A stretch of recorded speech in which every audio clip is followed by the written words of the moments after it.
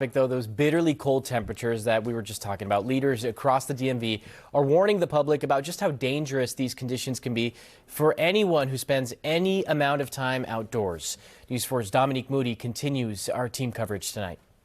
It's the type of weather that hits you as soon as you step outside, and the wind chills, they just make it feel bitterly cold. The best piece of advice from leaders is to stay inside or limit the amount of time that you're staying outside. The biggest challenge is to make sure that everybody understands first how cold it is and make sure that they know that we have shelter space for anybody who wants to come in. Here's a couple of tips from Pepco to help winterize your home, lowering your usage while saving money and energy. Number one, check your thermostat. If it's safe for your health, try setting the thermostat to 68 degrees. Lowering it even by 1 degree can save up to 5% on heating costs. Next tip, adjust your blinds. Let the sunshine in during the day for natural warmth by keeping your blinds up.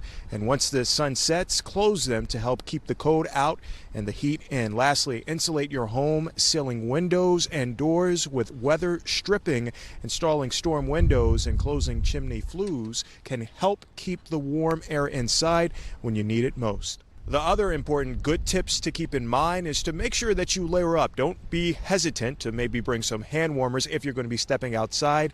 Also, you want to make sure that you cover your skin to reduce the risk of frostbite. In the district, Dominique Moody, News 4.